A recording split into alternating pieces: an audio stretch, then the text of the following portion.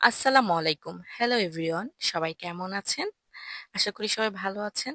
তো আজকে আমি দেখাবো কিভাবে একটা প্রপার মাটি তৈরি করে গাছ লাগাতে হয়। ছাদে গাছ লাগানোর জন্য মাটি তৈরি করাটা একদম জরুরি। তো ১ম এ আমরা অনলাইন থেকে নিম খৈল, কোকোপিট, তারপরে মানে অনেক রকমের সার, তারপরে হাড়ের গুঁড়া যাবতীয় অনেক কিছু নিয়ে আসছি। আমি একটা, একটা করে আপনাদের দেখিয়ে দিব যে কিভাবে আমরা মাটিটা তৈরি করি। তো আমরা একজনের মানে নিয়েছিলাম যে আমাদের হচ্ছে মাটি নিয়ে এসে দিছে। হ্যাঁ? তারপরে হচ্ছে এখানে গোবর মাটিও দেওয়া হইছে। এখন এক, এক করে সবকিছু দেওয়া হচ্ছে। এই যে দেখেন ঝিনুক গুঁড়া, নিম খৈল, হাড়ের গুঁড়া, তারপরে আরো কি, কি জানি এগুলোর নামগুলো মনে পড়ছে না। বাট অনেক কিছু। একটা গাছ শুধু মাটিতে গাড়লেই কিন্তু হয় না। হ্যাঁ?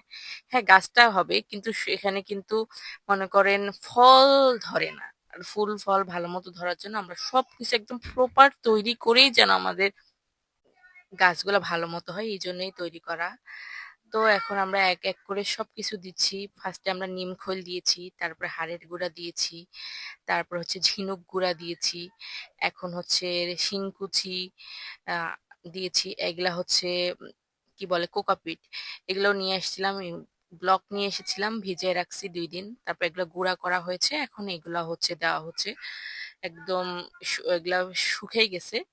একটু মাটিতে দেওয়া হচ্ছে। তারপরে সবকিছু এখন মিক্সড করা হবে। আমার ভাই আর আরেকটা আমাদের দোকানে থাকে ছেলে। এগুলা হচ্ছে করতেছে। এগুলা কিন্তু একদিনের না। আমি ভিডিওটা অল্প, অল্প করে নিছি। এটা প্রায় অনেক কয়েকদিন হয়ে গেছে। ফার্স্টে মাটিগুলা উঠাইছি, তারপরে মাটি সার দিয়েছি। এই যে আমি একটু আলাদাভাবে করে নিছিলাম। এগুলো হচ্ছে আমার নিচে কিছু গাছ আছে। ওখানে দিব। এই যে এটা প্রায় ২০ দিন পরে তার কারণ এত পরিমাণে বৃষ্টি আমাদের মাটিগুলো কোনোভাবে শুকাচ্ছিল না। আর যতক্ষণ মাটি শুকাবে না ততক্ষণ কিন্তু হচ্ছে আপনার মানে গাছ লাগানো যাবে না। গাছ লাগালে হচ্ছে গোড়া পচে যাবে।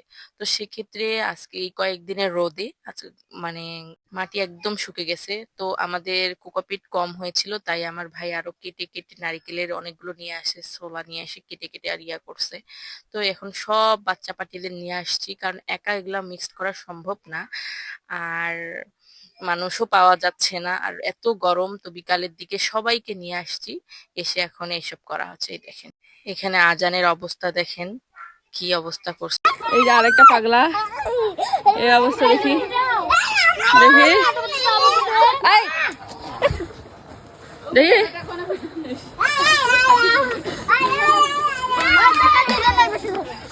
দেখি সাফাত কই? তুমি হাতি লাগাও নাই? ও একমাত্র ভদ্র ব্যক্তি যে এখনো জুতা পরে আছে। দেখেন। বলো লাইক, লাইক।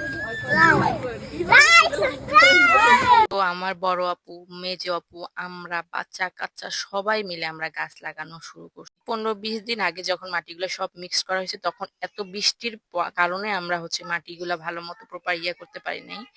এজন্য এখন সব শেষ হয়েছে। এখন সব মিক্সড করতেছি ওদের দ্বারা ওরা মিক্সড করতেছে আর আমরা গাছ লাগাচ্ছি। এই যে এখানে আমি আর আমার আপু আমরা অনেক কয়টাই লাগাইছি তো একটাতে দেখাচ্ছি। ফার্স্টে আমরা ইটের এগুলা ফুটা করে নেওয়া হয়েছে ড্রামগুলো। তারপরে ইটের খোয়া দেওয়া হয়েছে। তারপর উপর আমরা বালু দিয়েছি। তার উপর এখন ওইসব আ মাটি এগুলা দেওয়া হচ্ছে। এই মাটিগুলাতে পরে কিন্তু হচ্ছে চা পাতা, ডিমের খোসা এগুলাও মিক্সড করা হইছে। এই যে আমরা এটা হচ্ছে কমলা গাছ লাগানো হচ্ছে। আ তো লাগাচ্ছিলাম আমরা মানে কি বলবো প্রায় সবগুলা গাছ লাগানো হয়েছে। এটা একটা লাস্টের গাছ ছিল। এভাবে যদি আপনারা গাছ লাগান আপনাদের গাছ অবশ্যই বড় হবে। তারপরে সবগুলোতে পানি দিয়েছি। এই যে বাচ্চা-কাচ্চাগুলো এখনো কাজ করতেছে। তো এভাবেই গাছ লাগাবেন ভালো হবে। ভালো থাকবেন, সুস্থ থাকবেন। আল্লাহ হাফেজ। সবাই ফলো